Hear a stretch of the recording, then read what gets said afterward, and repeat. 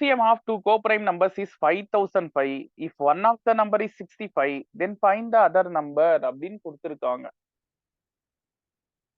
சார்பகா எண்கள் எங்கேயோ ஒரு இடத்துல பார்த்தோம். 4வது 5வது கேள்வியா ஒரு 1 ஹவருக்கு முன்ன.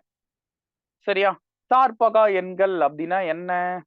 அதுக்கான HCF 1 இருக்கும். சரியா? மீப்போவா 1 இருக்கும். அதுதான் சார்பகா எண்கள். சோ இந்த இடத்துல A into B equal to LCM into HCF இதுதான் ஃபார்முலா.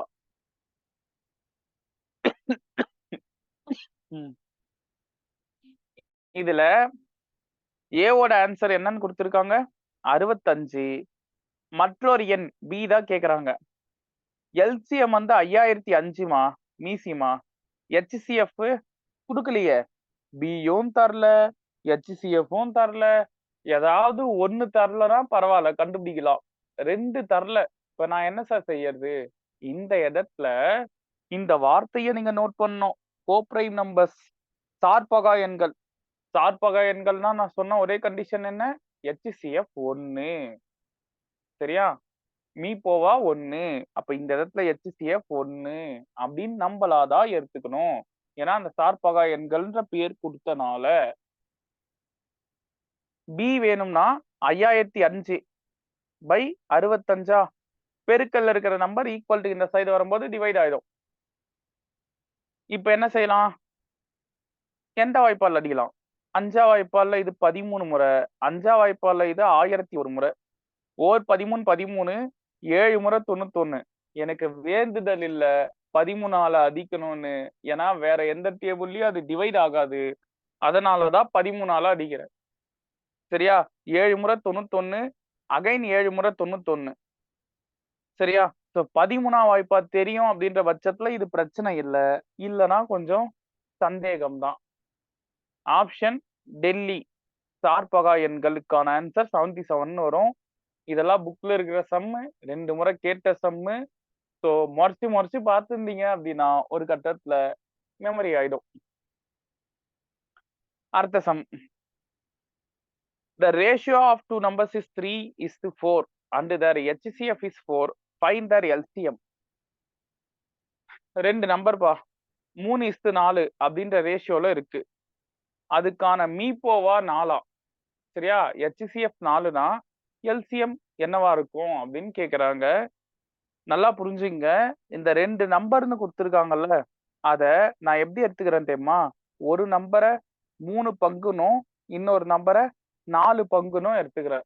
எப்பவுமே இந்த ரேஷியோல தராங்க அப்படின்னா அதுக்கு என்ன மீனிங்னா இது 3 இல்ல 3 பங்கு, இது 4 பங்கு.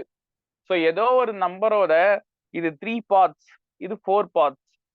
ஓகேவா? அந்த எக்ஸ்ன்றது அப்ப யாரு சார்? ரேஷியோல இருந்து எடுத்து எழுதும் போது எக்ஸ்ன்றது ஒன்னு சேர்த்து ஏறினீங்கல்ல, அந்த எக்ஸ் யாரு? எக்ஸ்ன்றது ஒரு பங்குக்கான ஆன்சர்.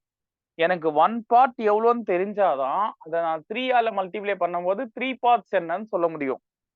1 பார்ட் என்னன்னு தெரிஞ்சாதான் அதை 4ஆல மல்டிப்ளை பண்ணும்போது 4 பார்ட்ஸ் என்னன்னு சொல்ல முடியும். கரெக்ட் தானே? சோ இந்த இடத்துல எக்ஸ்ன்றது கண்டுபிடிச்சீங்கன்னா இந்த சம் ஓவர். இன்னொரு விஷயம் புரிஞ்சுங்க, எக்ஸ்ன்றது வேற யாரும் இல்ல, HCF. நான் ஃபர்ஸ்ட் ஒரு வார்த்தை சொன்னேன். மீப்போவா அப்படின்றது ஒரு பானிபுரி ரேட்டு. எக்ஸ்ன்றது இங்க ஒரு பங்குக்கான ஆன்சர். ரெண்டும் ஒண்ணுதாங்க. சரியா? ரெண்டுமே ஒரே விஷயம் தான். அங்க ஒரு பானிபுரி ரேட்டை நான் எக்ஸ்ன்னு சொன்னா ஒரு பானிபுரி 30 ரூபான்னு வச்சுங்க. அப்போ அதுதான் HCF. அதனுடைய 2 பானிபுரி ரேட்டோ 3 பானிபுரி ரேட்டோ LCM இருக்கும். அப்படிதானே சொன்னேன்.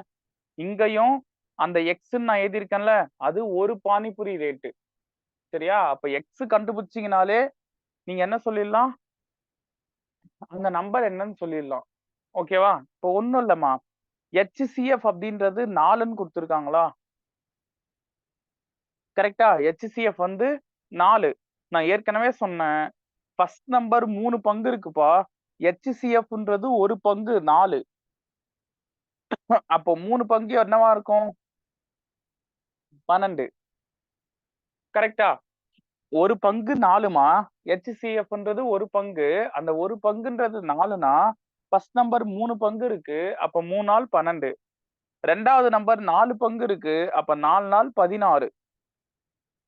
இதுதான் அந்த 2 நம்பர். இந்த 2 நம்பருக்கு எல்சிஎம் என்னன்னு கேக்குறாங்க. சோ 2ஆம் வாய்ப்பாடுல 6 முறை 12, 8 முறை 16. அகைன் 2ஆம் வாய்ப்பாடுல இது 3 முறை, இது 4 முறை. சரியா? இப்ப என்ன செய்யலாம்? அகைன் 2ஆம் வாய்ப்பாடுல 2, 2, 4ன்னு எழுதலாமா? சோ 2ஆம் வாய்ப்பாடுல 3 அப்படியே தான் இருக்கும். 1, 2, 2. அகைன் 3ஆல டிவைட் பண்ணீங்கன்னா 1,1ன்னு வந்துரும். சோ 2, 2, 4, 4, 2, 8, 8, 2, 16, 16, 3, 48 அப்படின்றது எல்சிஎம்மா இருக்கும்.